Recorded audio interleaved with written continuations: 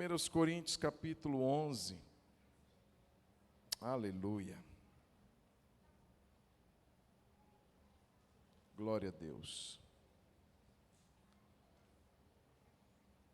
Primeira carta de Paulo aos Coríntios, capítulo 11.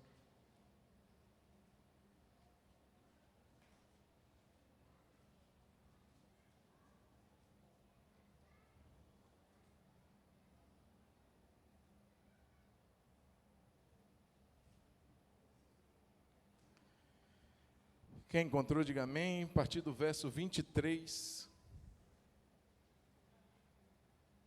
1 Coríntios, capítulo 11. Está no telão também.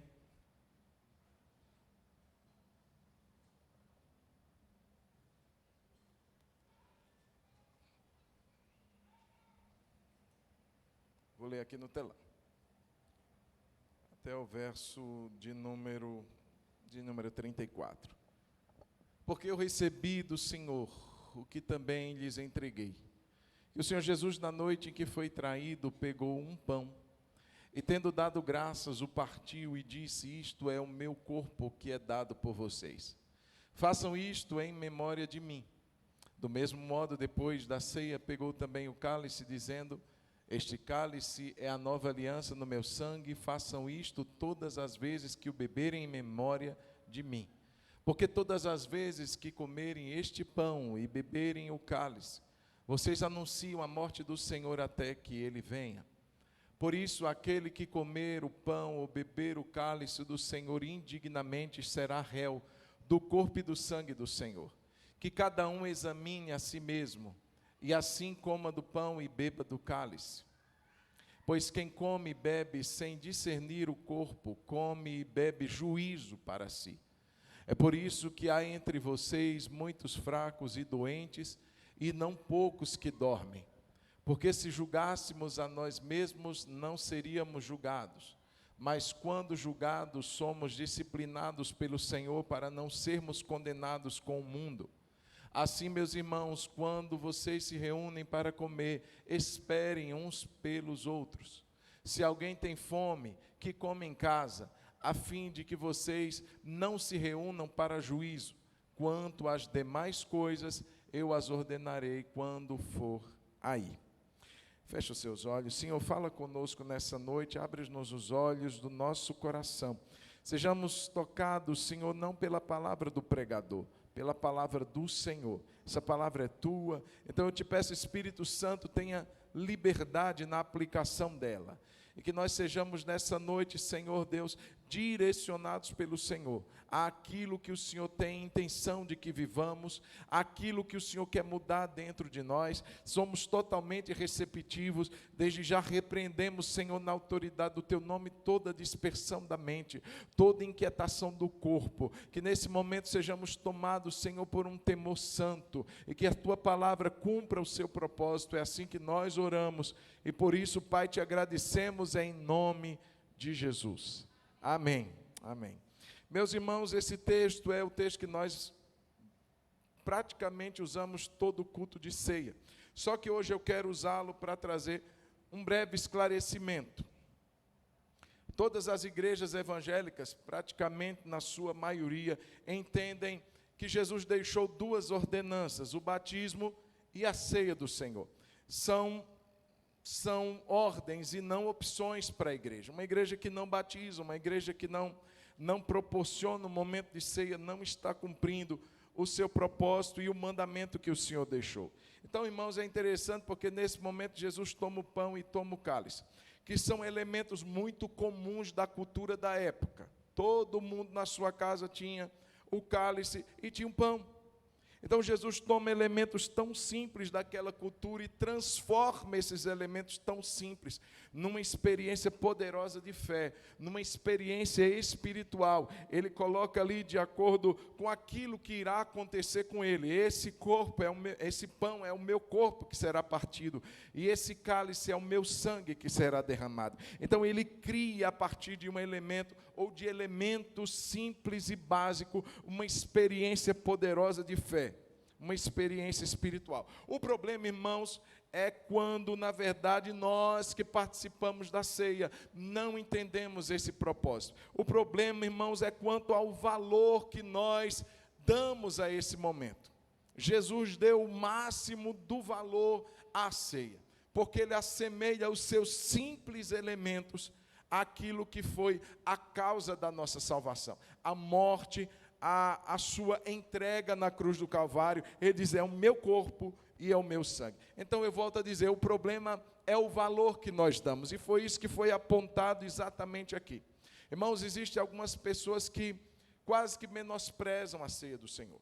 Então, se cear bem, se não cear bem, então não faz muita questão. Não todos os meses tem. Irmãos, a igreja primitiva, ela ceava praticamente todos os domingos. O primeiro dia da semana era dia de ceia do Senhor na igreja primitiva. Então, eles ceavam praticamente 52 dias no ano, 54 dias no ano. Era o tempo que eles entendiam que deveria ser. Nós, Igreja Batista, fazemos isso uma vez ao mês. Praticamente no primeiro dia do mês, no primeiro domingo do mês. Salvo alguns momentos que a gente não possa fazê-lo, mas, irmãos, nós não podemos menosprezar, diminuir o valor desse momento. Não também fazer isso de qualquer maneira. Não, eu tenho que estar lá todo o culto de ceia. Mas muitas vezes sem dar o cuidado necessário, como está o nosso coração. Todo domingo, pastor, eu não perco uma ceia. Mas como eu estou participando? Isso também é algo que se deve avaliar, que se deve cuidar muito bem. Avaliarmos como está a nossa vida, como está o nosso coração. Irmãos, há uma palavra de advertência séria aqui, porque essa igreja, irmãos, não estava entendendo justamente essa parte que cabia a eles. Então, eles estavam ali, irmãos, na ceia, todo domingo ceando, mas de qualquer maneira, vivendo uma vida, muitas vezes, desalinhada com o propósito de Deus, e por causa disso, Paulo diz, é justamente pela falta de atenção, é justamente porque vocês não cuidam do coração, não cuidam da vida, ceiam de qualquer maneira, que há muitos fracos, há muitos doentes, e até mesmo pessoas que já morreram.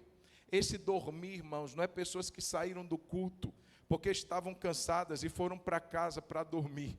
Foram pessoas que literalmente morreram por não discernirem a importância, a espiritualidade, a seriedade que há na ceia do Senhor. Então ele diz, cuidado, há muitos fracos, há muitos doentes, e não poucos que já morreram, que dormiram.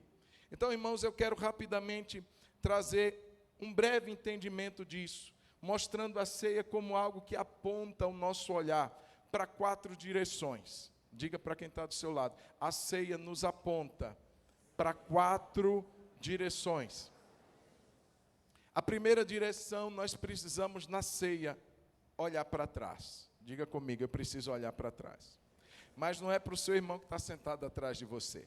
É um atrás no tempo, é um atrás na história, é um atrás do que aconteceu há pouco mais de 2000 anos, que foi justamente aquilo que marcou o nosso calendário, depois de Cristo, aquilo que Jesus operou na cruz do Calvário. Verso 24 desse texto diz assim, que havendo dado graças, partiu e disse, tomai e comei, este é o meu corpo que é partido por vós, fazei isto em memória. Irmãos, essa expressão memória retrata algo que passou. Então, sempre quando ceamos, nós precisamos ter um olhar para trás, para aquilo que aconteceu em Cristo, com Cristo, que Ele veio promover ali na sua vinda, irmãos, na plenitude dos tempos. Deus enviou seu Filho, Ele veio até nós. O verso 26 também nos diz, porque todas as vezes que comerdes deste pão e beberdes do cálice, estareis anunciando a morte do Senhor. Então veja o que é que Ele nos aponta lá atrás, a morte do Senhor. Veja, irmãos, na Bíblia não há ordem para que a gente se lembre dos milagres, embora a gente sempre esteja lendo, recordando, passando a leitura, a pregação, o ensino, pelos milagres que Jesus operou, pelas curas que Jesus realizou, mas não existe uma ordem. Lembrem-se dos milagres que Jesus fez. Não, mas lembrem-se da morte, tem. Porque, irmãos, é possível alguém ser tocado por um milagre, e ir para o inferno. É possível alguém ser tocado por uma restauração e continuar longe de Deus. Uma vez Jesus curou 10 homens leprosos. Todos os 10 na mesma condição, todos os 10 vieram a Cristo para pedir uma intervenção, um milagre. Jesus libera uma palavra de cura, Jesus libera uma palavra de restauração. A Bíblia diz que esses 10 homens foram curados, mas apenas um voltou e reconheceu que foi Jesus quem o fez, deu glória a Deus, e Jesus libera uma palavra de vida sobre ele, depois de ele haver sido curado. Quantas pessoas passam pelas igrejas, recebem suas bênçãos, recebem suas respostas de oração, e não voltam mais. Quantas pessoas entram afastadas de Deus, num culto como esse, recebem uma bênção, recebem um milagre, e voltam ainda afastadas de Deus. Porque, irmãos, não é um milagre que promove salvação, mas sim o entendimento do que Jesus fez por nós, a morte de Jesus. Então, ele diz, recorde, é em memória do Senhor. Esteja sempre tentando, no momento da ceia, lembrar-se daquilo que Jesus fez por você.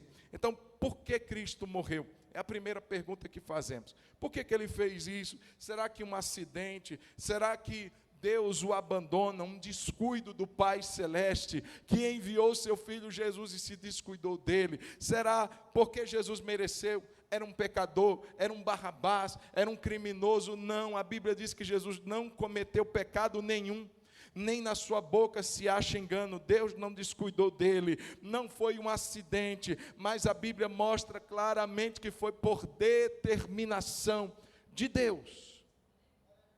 Deus sim planejou o modo como iríamos ser salvos.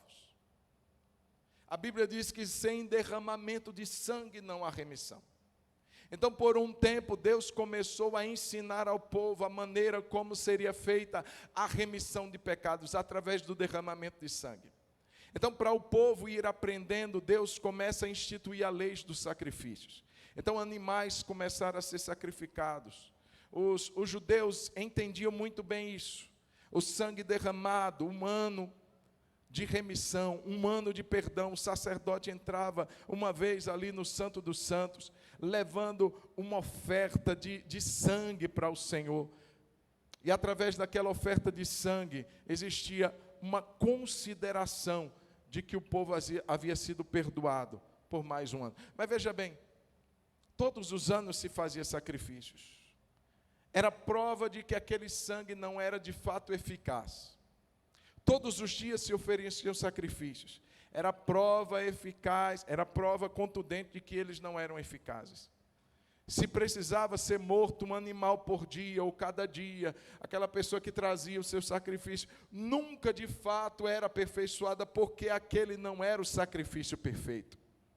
Mas quando Deus enviou Jesus, no momento certo da humanidade, Jesus como o Cordeiro de Deus que tira o pecado do mundo, aquele que não teve pecado, ele se entrega a si mesmo, ele se dá como sacrifício perfeito, e o sangue perfeito de Jesus trouxe uma perfeita e eterna salvação. Não há mais necessidade de que se derrame sangue, não há mais necessidade de que uma vez por ano o sacerdote leve sangue diante do altar do Senhor, porque Jesus já derramou o seu sangue. É isso que nós vamos estar participando agora há pouco. Quando estivermos de posse do cálice, nós estaremos recordando: esse foi o sangue do Cordeiro puro, perfeito de Deus, Jesus Cristo, nosso Salvador. Por que ele morreu? Ele morreu por nós. Como Cristo morreu? Irmãos, a morte mais injusta, mais perversa, mais cruel, movido por traição da parte de Deus, aquilo fazia parte dos seus planos, mas os homens foram extremamente cruéis ao executarem a morte de Jesus. Desde uma pressão psicológica, emocional intensa, que fez Jesus suar gotas de sangue, pelo fato de entender que aquilo também representaria o afastamento do seu Pai. Pessoas tão próximas a Ele que naquele momento se afastaram dele. Além de tudo, zombarias, escárnios, tantas palavras injustas para aquele que tanto bem fez, para aquele que curou a tantos, que libertou a muitos, que deu palavras de vida a muitos. Tantas palavras injustas: se és o Filho de Deus, desce da cruz, que creremos em ti. Até os ladrões, irmãos, a Bíblia diz que no início insultavam a Cristo. Homens da pior estirpe, crucificados como criminosos, não pouparam palavras de insultos a Cristo. Irmãos, aquele momento foi um dos mais tenebrosos. Então Cristo morreu de uma forma solitária. O Pai naquele momento o abandona, sim. E ele mesmo exclama: Eli, Eli, lama sabactani, Deus meu, por que me abandonaste? Irmão, Deus é um Deus santo e ele não poderia estar junto ao pecado. Naquele momento, Jesus não morria pelos pecados dele, que, como já disse, ele não tinha pecado, mas ele morreu pelos pecados de toda a humanidade, daqueles que já existiram, daqueles que estavam vivendo no seu tempo, e de todos nós que estamos vivendo quase um pouco mais de 2000 anos depois que tudo aconteceu. E até que a terra exista, o sangue de Jesus tem validade para promover perdão a estes que ainda nem nasceram, sequer pecaram. Mas o sangue de Jesus é poderoso. E ali Jesus se oferece. Por quem Cristo morreu? Por nós. Não foi pelo melhor dos homens, não foi pela melhor das pessoas, foi por nós, pecadores, homens e mulheres corruptos por natureza. A Bíblia diz que todos pecaram e destituídos estão da glória de Deus. Então ele se deu por nós. E eu pergunto, o que é que esse entendimento, irmãos, que a ceia proporciona, implica para a minha fé? O que é que olhar para trás implica para a minha fé? Primeiro, implica em gratidão. Eu preciso ser eternamente grato a Jesus. Implica em rendição. Não tem como eu entender o que Jesus fez por mim e continuar indiferente. Não tem como eu ouvir que Jesus morreu por mim e não me voltar para Ele. Me render a Ele como seu súdito, como seu servo, e que Ele seja meu Senhor. Veja, Jesus não quer que você o aceite apenas como Salvador, mas como Senhor da sua vida. Ele morreu para ser Senhor de vivos e de mortos. Irmão, ser Salvador, até um pedaço de pau boiando na água consegue ser. Se você estiver afogando, tiver um pedaço de madeira boiando, um isopor, você se agarra a ele. Até aquilo pode ser o seu Salvador. Mas, irmãos, o que Jesus quer ser é Senhor da sua vida. Por isso que Ele ensinou a gente a orar: venha o teu reino, e seja feita a tua vontade. Ele é o Senhor, somos os seus servos. É um olhar para trás, mas é também um olhar para frente. Digo, um olhar para frente. Eu preciso olhar para a morte de Jesus, mas o versículo 26 vai dizer: porque todas as vezes que comedes este pão, beberdes do cálice, estareis anunciando a morte do Senhor. Esse momento é tremendo. Até que Ele venha. Mas a gente estava pensando na morte agora há pouco.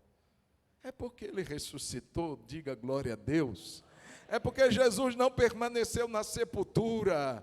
3 dias depois, o poder de Deus invadiu aquele túmulo selado, fechado por uma pedra. A glória de Deus entrou naquela sepultura e Jesus voltou dentre os mortos, para nunca mais tornar a morrer. Ele foi o primeiro, as primícias da ressurreição. O corpo de Jesus foi o primeiro dos corpos glorificados, do qual todos nós temos por herança em Cristo Jesus. Do dia, irmãos, em que Deus determinar aquele ressoar da última trombeta, nós, irmãos, haveremos de subir ao encontro do Senhor nos ares. Aqueles que estão mortos também subirão e serão transformados.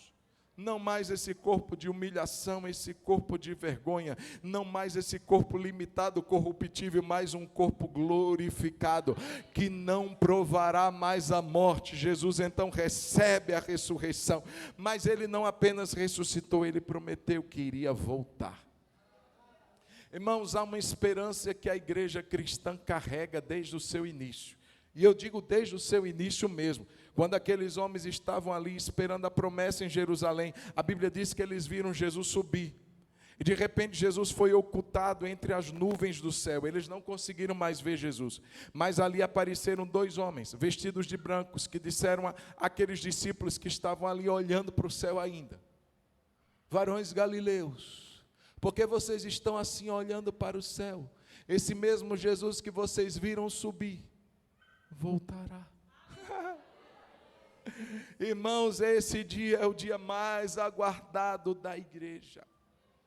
É a santa expectativa que a igreja tem, é a esperança que a igreja tem, de que tudo pode estar indo mal, de que tudo pode estar caminhando cada dia mais para um nível de trevas profundas, mas nós sabemos que o final, irmãos, não será esse. O final para a igreja de Jesus, irmãos, pode ser naquele trajeto que nos leva até o final, marcado por perseguição, marcado por martírios, marcado por injustiça. Pode. A Bíblia diz que Jesus falou para os discípulos: vocês serão odiados de todos por minha causa, mas aquele que perseverar até o fim será salvo. Irmãos, a gente pode ser perseguido, humilhado, maltratado, mas isso não é o fim. O fim é quando a gente vai olhar para o céu e em glória, descendo sobre as nuvens, o nosso Senhor vai voltar. E nós sairemos ou seremos levados ao encontro dele nos ares. E a Bíblia diz: assim estaremos para sempre com o Senhor.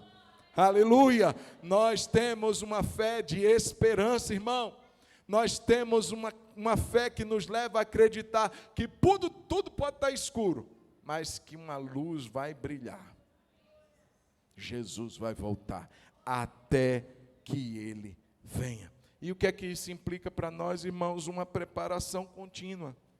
A Bíblia diz que sem santidade ninguém verá o Senhor. Não podemos levar uma vida relaxada, levar uma vida de pessoas que não acreditam que Jesus vai voltar, de pessoas que ouvem isso, mas que não vivem essa realidade. Se Jesus vai voltar, que ele nos encontre como pessoas que vigiam, que ele nos encontre como pessoas que o esperam, como pessoas que se preparam para a vinda do noivo. É lógico, irmãos, que não estamos sozinhos nesse processo. O Espírito Santo de Deus foi enviado, o amigo do noivo foi enviado para adornar a noiva. Ele trabalha diariamente para nos aperfeiçoar, nos santificar. O que nós precisamos fazer? Dar abertura para que ele possa trabalhar. Então, irmãos, nossa realidade da ceia aponta o nosso olhar para frente. Para o passado, Jesus morreu. Para frente, Jesus vai voltar. Mas ela também aponta o nosso olhar para dentro. Diga comigo, para dentro. Mais uma vez, para dentro. Para dentro de mim, gente. A Bíblia diz o seguinte: examine-se, verso 28, examine-se, pois, o homem a si mesmo, e assim coma do pão e beba do cálice. Meus irmãos, nós precisamos na ceia voltar o nosso olhar para como está a nossa vida. É muito fácil, irmãos, extremamente fácil, voltar o olhar para o outro. É muito fácil observar os seus defeitos e não os meus. A gente tem um olhar minucioso e crítico com os mínimos defeitos do outro. Mas temos um verdadeiro problema em enxergarmos o nosso. Jesus disse que quer tirar o argueiro do olho do seu irmão, mas não consegue tirar a trava que está no seu. Como que você vai conseguir ajudar o seu irmão com um argueiro se você tem uma trava, um pedaço de pau dentro do seu olho? Você não vai conseguir. Tira primeiro o teu. Ô hipócrita, Jesus falou. Ô hipócrita, tira primeiro o teu. Irmãos, a gente é hábil. Irmão, você, cuidado. Como está a sua vida? Eu tenho que olhar para mim. Eu tenho que fazer uma análise. Irmãos, é preciso, cada momento da ceia. E eu não quero restringir esse momento ao dia da ceia. Mas nesse dia em especial, fazermos com mais intenção, intencionalidade. Todos os dias é dia de análise. Todos os dias é dia de olhar para dentro de nós, mas dia da ceia nos pede isso com mais veemência. Como está a minha vida? Como está a minha vida com Deus? Como está a minha vida com a minha família? Como está a minha vida com os meus irmãos? Como está a minha vida como servo de Deus? Como eu estou? O que há na minha vida que precisa ser perdoado? Há pessoas que carregam pecados não confessados. Há pessoas que levam a vida toda a áreas que nunca foram tratadas, feridas que nunca foram curadas. Irmãos, isso precisa realmente mudar. E o dia da ceia, irmãos, nos leva a olhar para dentro de nós. Eu vou olhar para o que Jesus fez, irmãos, meu coração vai encher de alegria e de fé. Que não há pecado que Jesus não possa perdoar, que não há área que Jesus não possa restaurar. Eu vou olhar para frente e vou ter esperança de que eu estou caminhando na direção dEle, ao encontro dEle, de que a qualquer momento, aquele que há de vir virá e não tardará, Ele vai voltar, mas eu preciso também caminhar com um olhar para dentro de mim, eu preciso olhar para a minha própria vida e diariamente moldá-la segundo a vontade do Senhor Jesus. E para finalizar, eu preciso olhar ao meu redor. Diga comigo, eu preciso olhar ao meu redor. Veja, eu olho para trás, eu olho para frente, eu olho para dentro, mas eu olho para os lados também. Aproveite mais uma vez e dê uma olhada para o seu lado direito, seu lado esquerdo. Veja mais uma vez quem está sentado aí perto de você, uma cadeira, duas cadeiras depois. Dá um tchauzinho aí para essa pessoa. Se você ainda não fez, dá a paz do Senhor. É importante, mas não é somente esse tipo de olhar. O versículo de número 33 diz assim: portanto, meus irmãos, quando vos ajuntais para comer, esperai uns pelos outros. Se algum tiver fome, come em casa, a fim de que não vos reunais para condenação vossa, e as demais coisas eu as ordenarei quando eu for. Veja, irmãos, você lembra que antes da ceia, na igreja primitiva, existia uma festa chamada festa ágape. Era a festa de comunhão, era tipo o nosso café com louvor. Era aquele momento que cada um traz algo de casa, traz um biscoito, um polvilho, um café, traz um bolinho, e aquele momento, irmãos, é para a gente se congraçar, se confraternizar. Aquela festa acontecia todo o primeiro dia da semana na igreja primitiva. Depois daquele momento existia a ceia do Senhor. Então esse era o segundo momento. Primeiro existia a ceia ágape, a ceia da confraternização, a ceia da comunhão. Logo depois existia a ceia do Senhor, que era a ceia espiritual referente à morte de Jesus. O que é que acontecia na ceia ágape? Os que tinham mais condições levavam não apenas um biscoito de polvilho, eles levavam uma farta refeição. E eles tinham amigos que também levavam. Eu imagino na saída do culto, um olhando para o outro e dizendo assim: próxima semana eu vou trazer contrafilé, no espetinho. E o outro dizia assim: eu vou trazer picanha. Aquela guerra de egos. Irmãos, o fato é que levavam mesmo. Só que quando chegavam, vinha aquele irmão trazendo carne moída. E o outro que trouxe ovo frito. Quando abria a marmita, sentia aquele cheiro de ovo. Aí os mais ricos diziam assim: na nossa mesa ele não senta. Porque nós trouxemos do bom e do melhor. Nós trouxemos picanha, nós trouxemos contrafilé, e vou comer aqui com ele trazendo carne moída. Eu vou comer carne moída, eu trouxe, foi carne boa, carne de primeira. Eu vou comer ovo? Ovo eu como em casa, aqui na igreja, aleluia, glória a Deus, eu como picanha, e ele não senta na minha mesa. E aqueles que vinham e não conseguiam trazer nada? Porque eu imagino alguns chegando e dizendo assim: ô pastor Pedro, ô pastor Paulo, eu não vou vir semana que vem não. Por que você não vai vir semana que vem? É porque eu não recebi, eu não tenho nada para trazer semana que vem. É isso que a gente faz aqui, gente. Café com louvor, eu não tenho como trazer. Não é por isso que você vai deixar de participar.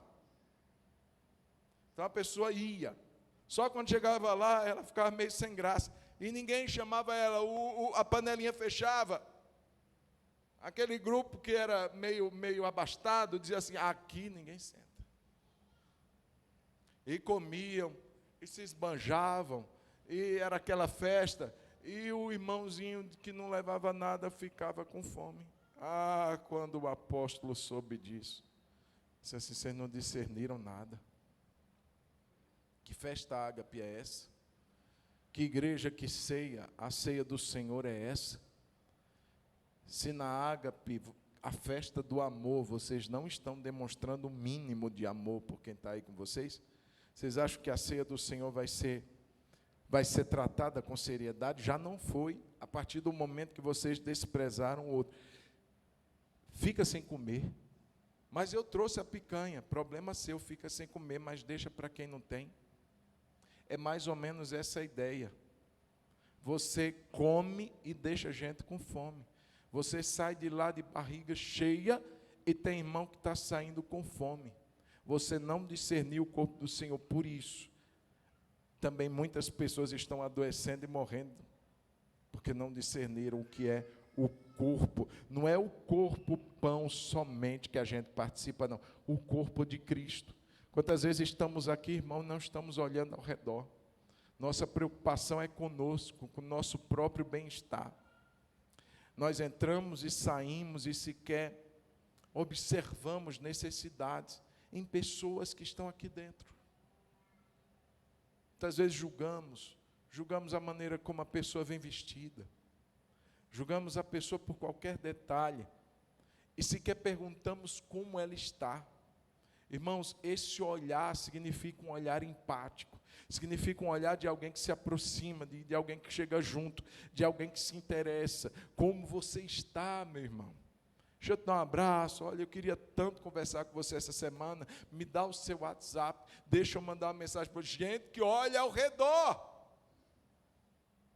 Gente que olha para o lado, não adianta ficar assim, só olhando para frente, para Jesus vai voltar. Só olhando para trás, Jesus morreu. E só olhando para dentro de mim, amém, me perdoa, Senhor, em nome de Jesus, amém, eu vou para o céu, e todo mundo que se exploda, mas eu vou, não, irmão, olha para quem está do seu lado. Olha para as necessidades, irmãos, a gente está, desde o início de janeiro, trabalhando numa oferta missionária. Praticamente encerramos domingo passado, mas entendemos que muitas pessoas, por estarem viajando, gostariam de ainda ofertar esse domingo. Nós queremos atender uma necessidade de uma comunidade tão pequena, irmãos. Tão pequena. Está começando, não tem nada, uma luta. Não tem cadeira. Aquele grupo de irmãos fiéis que amam Jesus, mas que não tem recursos, e nós queremos levar um pequeno alívio. A gente poderia dizer assim, não, nós estamos precisando fazer isso, fazer aquilo, fazer isso, fazer aquilo outro. Mas, irmão, seria egoísta demais da nossa parte, como pessoas do reino de Deus, que só olha para si mesmo. Então, queridos, se você ainda não fez, não dá mais tempo, né? Acabou, já levou. Ainda dá, brincadeira. Você sentiu no seu coração, procura o Jailton. Não vai ter mais o cofrinho missionário a partir de hoje, tá? Mas eu quero dizer, irmãos, que isso tem que ser um olhar intencional e constante de cada um de nós. Sempre olhe para quem está ao seu redor. Sempre observe se o olhar daquela pessoa está alegre ou não está alegre. Sempre observe se ela está mais calada ou mais falante. Se você conhecer essa pessoa, você vai poder ajudá-la. Você vai poder chegar junto. Quem sabe assisti-la em alguma necessidade. Irmão, ceia do Senhor é mais do que pegar um pedaço de pão e o cálicezinho jogar para dentro, comer o pão e pronto, ir para casa. É mais que isso. E que Deus nos abençoe. Eu queria que você fechasse os seus olhos. Eu queria convidar aqui os diáconos, por favor. Jailton já pode distribuir para os diáconos as bandejas. Eu queria que, sentado como você está, você orasse. Eu vou pedir para você se levantar agora. Mas eu também não vou pedir para você olhar para o seu irmão e conversar com ele agora, não. Porque esse momento é o momento de você e eu conversarmos com Deus. Converse com Jesus. Encha seu coração de gratidão. Olhe para trás. Olhe para o que Ele fez por você. Ele estava na glória, irmão. Ele não precisava ter vindo. Se Ele veio, só existe uma razão. É porque Ele te amou. é porque Ele não queria você longe dEle. Então, nesse momento, seja grato a Jesus.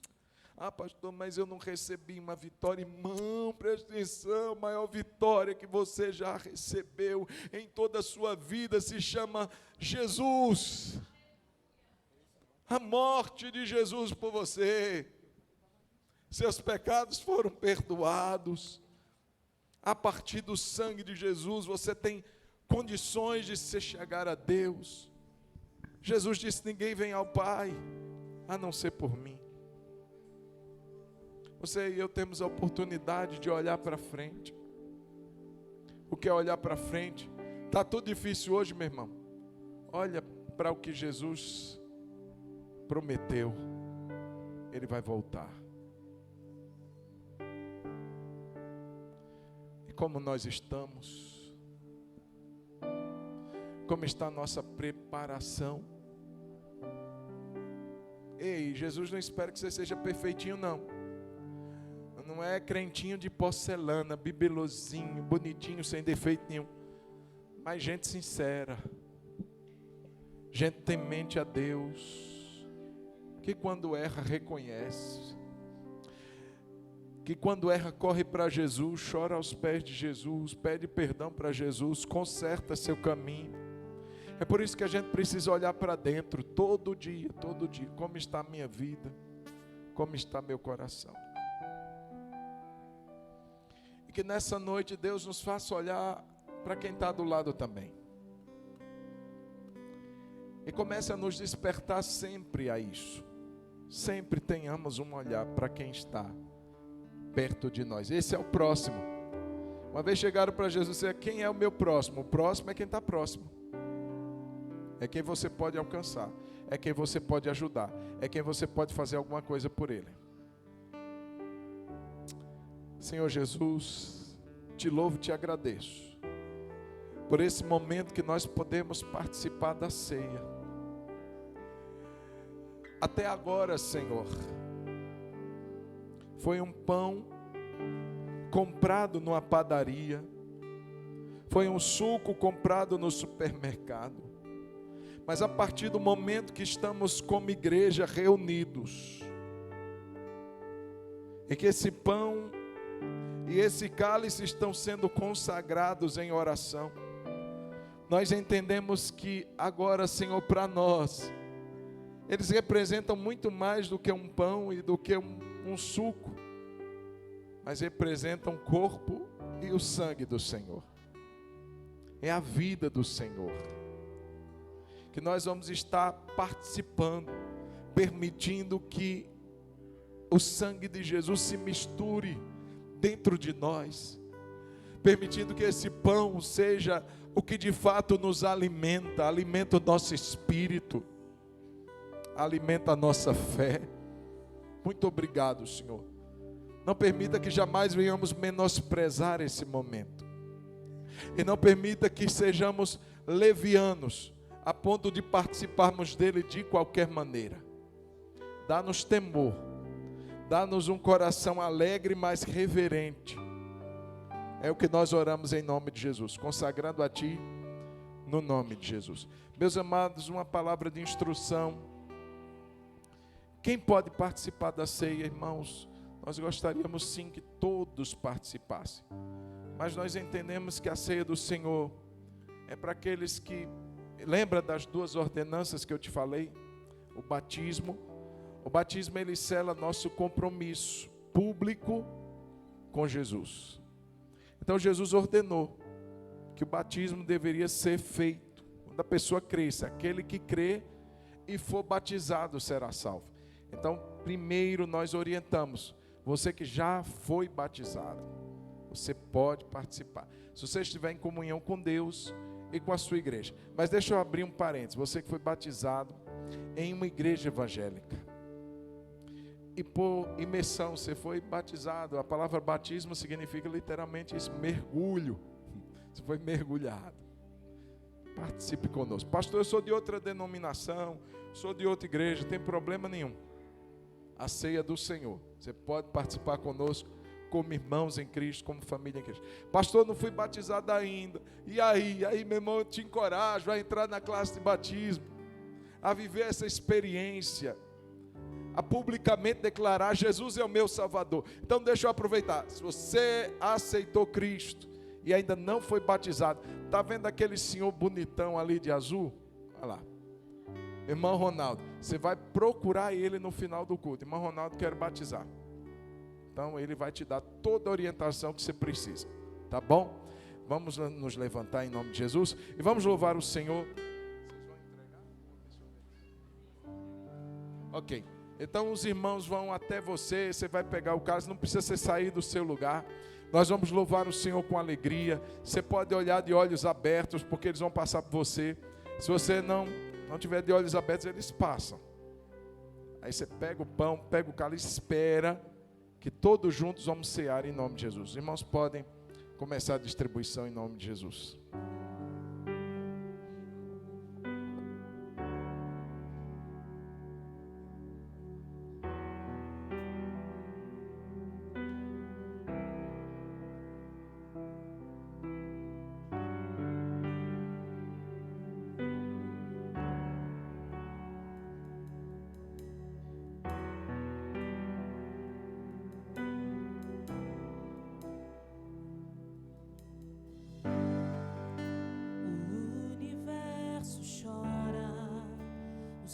Se apagou, ali estava morto o Salvador,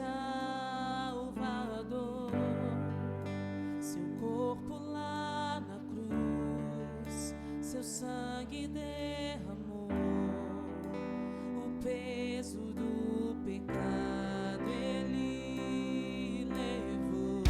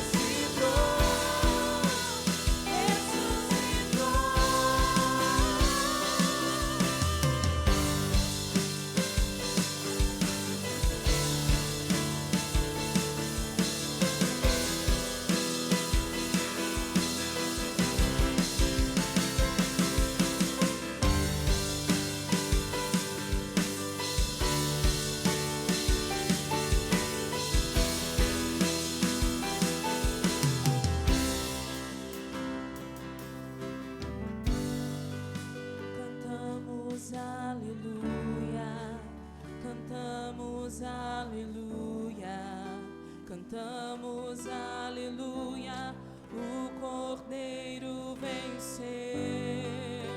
Cantamos aleluia, cantamos aleluia, cantamos aleluia, o Cordeiro venceu. Cantamos aleluia, cantamos aleluia, cantamos aleluia, o Cordeiro venceu.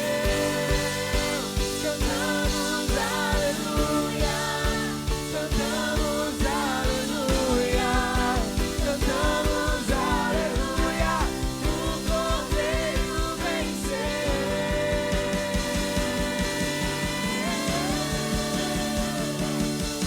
Pra sempre exaltado é, pra sempre adorado é, pra sempre Ele vive, ressuscitou,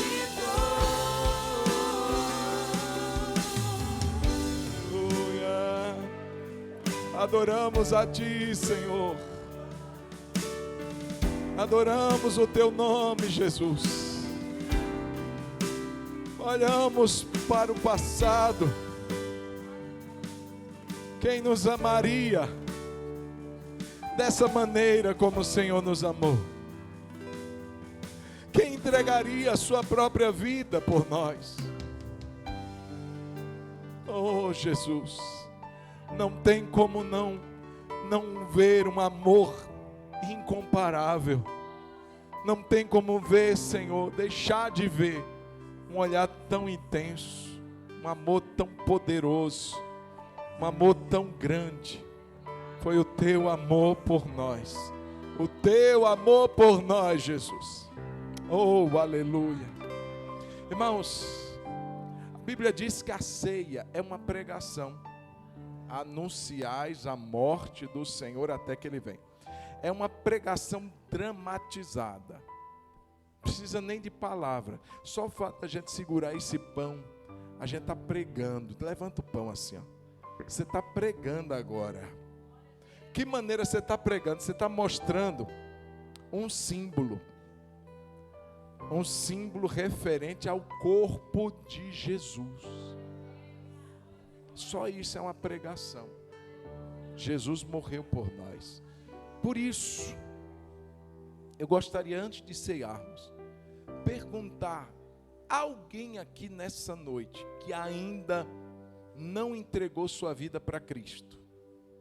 Você vem à igreja, você visita a igreja, mas eu quero perguntar se você já entregou sua vida para Cristo.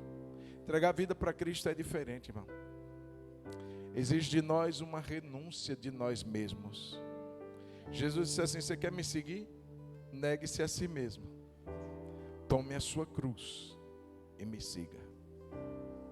É um chamado de renúncia. Mas esse chamado de renúncia é um chamado de salvação. Aquele que perde a vida por causa de Jesus, ou seja, renuncia por causa dele, ganha a vida. Aquele que perde, achará a vida. É um contrassenso que só Jesus mesmo, para iluminar a mente de uma pessoa. Eu quero dizer que todos nós precisamos de Cristo. Todos nós precisamos de salvação. Todos nós precisamos de perdão. Todos nós precisamos ter esperança da vida eterna. Todos nós. Por isso eu queria perguntar para você, você que está aqui, se ainda não entregou sua vida a Jesus, você hoje quer fazer isso? Se você quiser fazer essa oração, entregando sua vida para Cristo, eu queria que você levantasse a sua mão. Pastor, eu quero entregar minha vida para Jesus. Quero hoje começar uma caminhada com Cristo, porque ninguém me amaria como Ele me amou. Tem alguém que quer fazer essa oração? Só levantar a sua mão, eu quero orar com você. Se tiver alguém que ainda não fez essa decisão, ou pastor, eu já entreguei minha vida a Jesus, mas até hoje eu não fui batizado. Quero batizar. Levanta a sua mão, eu quero orar com você também. Você entregou sua vida para Jesus e até hoje você não passou pelo batismo. Você vai se preparar, você vai entrar numa classe, você vai batizar. Mas o ponto inicial vai ser hoje. Tem alguém? Faz um sinal aí com sua mão. Quero te conhecer. Eu vou batizar. Tem alguém corajoso, corajosa aí? Que entende esse propósito? Faz um sinalzinho assim. Se tiver alguém. Ou para aceitar Jesus. Aí, Paulo, Deus te abençoe. Você vai batizar, varão? Oh, glória. Amém. Você, varão, aceitando Jesus? Glória a Deus, Deus te abençoe. Isso aí. Mais alguém? Aê, mãozinha. Lelê. Batizar, Lelê? Aê, batizar, Lelê. Tem duas pessoas já para batizar, viu, Ronaldo? Preparar primeiro, porque a gente não quer só que você desça as águas, não. A gente quer que você saiba porque que você está fazendo aquilo. Mais alguém? Pastor, eu quero aceitar Jesus. Faz sinal com sua mão. Ô pastor, eu aceitei Jesus, mas não batizei. Vou batizar. Levanta a mão também, quero orar. 3 pessoas já levantaram a mão. Quem sabe você não é a quarta. Tem mais alguém? Aleluia. A igreja está orando, irmão. Isso é uma decisão espiritual. Não é a decisão que o homem toma, é que o Senhor leva o homem a tomar. Tem mais alguém que quer fazer isso? Esse passo importante na vida. Aleluia. Se tiver, levanta a mão que eu vou orar agora. Vou orar por você. Deus te fortalecer. Deus te dar ânimo. Você firmar nesse propósito. Você seguir rumo a esse propósito. Porque tem luta, tem. Mas tem recompensa demais. Tem mais alguém que quer fazer isso? Então vamos orar. Feche os olhos. Você que levantou a mão, coloque no seu coração. Senhor Jesus, pessoas aqui nessa noite tomaram uma decisão. Que a partir de hoje, aqueles que já aceitaram Jesus vão batizar. Está aqui o Paulo, está ali o Senhor Alelê. Que o Senhor abençoe a vida deles. O Senhor dê ânimo a eles. Que esse propósito seja um propósito, Senhor, que eles vejam a concretização dele. Sei que tantas coisas podem acontecer para tirá-los desse propósito, mas não deixa, Jesus. Dá firmeza a eles. E nós nos alegraremos naquele dia em que eles estarão descendo as águas e dizendo: Jesus é o meu Senhor. Em nome de Jesus. Me abençoe meu irmão, Senhor, que levantou a mão aceitando a Ti. Firma a vida dele. Abençoe a vida dele. Traz uma experiência contigo, Jesus. A morte do Senhor que trouxe perdão, salvação, vida eterna. Alcança a vida dele, Senhor. E que ele seja tomado por um amor tão poderoso, uma alegria tão intensa no seu coração. Nós os abençoamos no nome de Jesus.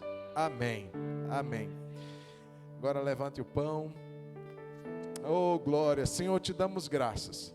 Esse pão que foi partido, representando o teu corpo que foi entregue naquela cruz, nós participamos dele, reconhecendo que tu és o nosso pão que nos alimenta, que a nossa fome espiritual só é saciada por ti, o pão da vida que desceu do céu. Em memória do Senhor, em memória da sua morte, do seu sacrifício, comamos juntos o pão, símbolo do corpo de Jesus.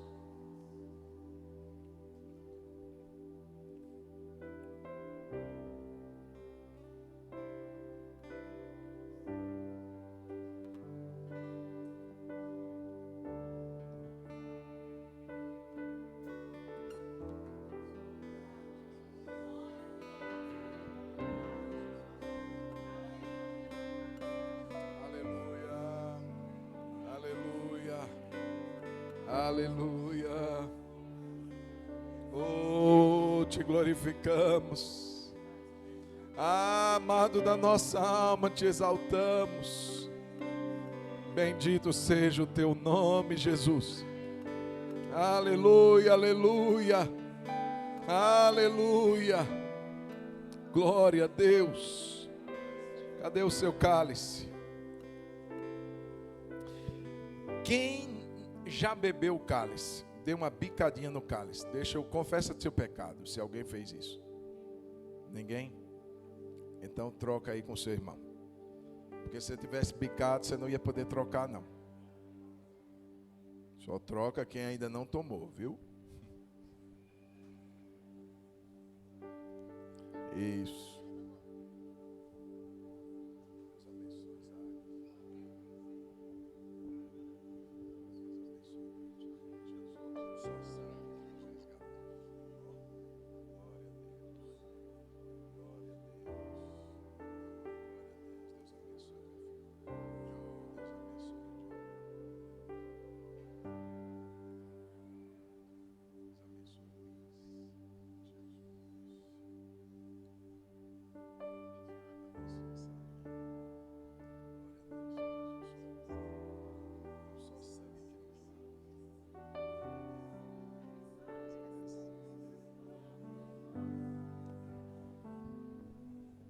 Glória a Deus.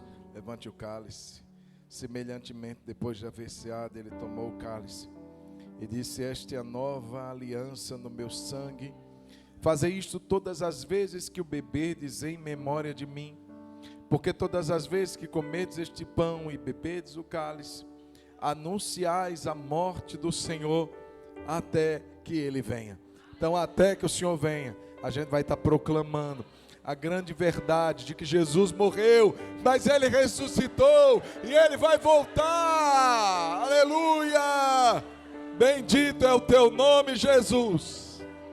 Em memória do nosso Senhor Jesus, juntos tomemos o cálice, símbolo do sangue de Jesus.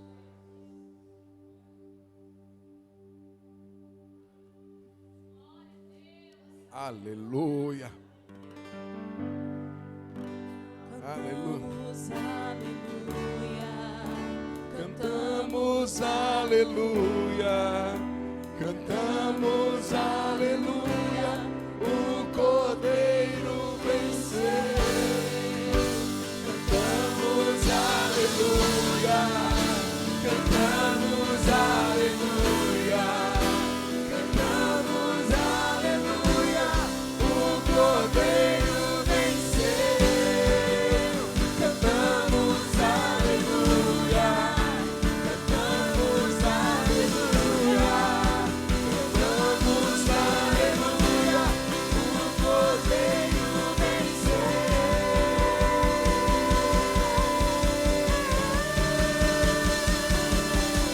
Pra sempre exaltado é, pra sempre adorado é.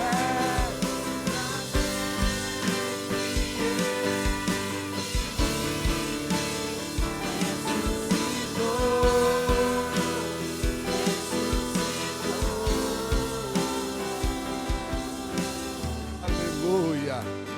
Amém, amados. Vamos aplaudir a Jesus. Aplauda Jesus, aplauda Jesus.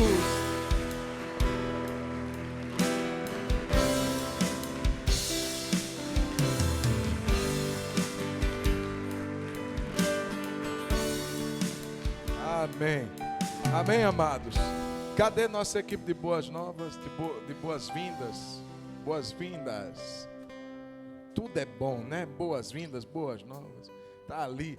Queridos irmãos que nos visitaram, lembra que a gente falou que tem um lanchinho para você? Daqui a pouco eu vou aparecer lá para ver se o café tá bom. Nós gostaríamos de convidar você a acompanhar os irmãos aqui, ó, todos aqueles que nós apresentamos. Por favor, pode acompanhar. O lanche está logo aqui embaixo. Bia preparou um café abençoado junto com os irmãos. Vamos aplaudir a vida deles também. Isso, tá ali, ó. Isso, pode acompanhar com o irmão Evaldo, a Margarete. Todos vocês, será um prazer imenso recebê-los para esse tempo tão precioso. Um lanche, só uma forma carinhosa de você receber esse amor daqui da igreja. Vamos orar agradecendo. Zé Carlos, bom te ver. Deus te abençoe. Levante suas mãos. Obrigado, Deus querido, maravilhoso. Todo o tempo nós declaramos a tua bondade, a tua fidelidade, Nessa noite não é diferente, porque o Senhor é bom. Eu te peço que essa semana para cada um dos meus irmãos seja uma semana de paz, uma semana de vitória. Livra-nos, Senhor, de todo mal. Guarda-nos, Senhor, à sombra das tuas asas. Em nome do Senhor Jesus, nós queremos declarar que confiamos e dependemos do Senhor. Em nome de Jesus. E nesse momento, querido, que o amor de Deus, o nosso Pai, que a graça de nosso Senhor e Salvador Jesus Cristo, que a comunhão e o consolo do Espírito Santo de Deus seja sobre a sua vida, sua casa e sobre todo o povo de Deus espalhado pela terra, hoje e para sempre. Amém. Amém. Deus te abençoe.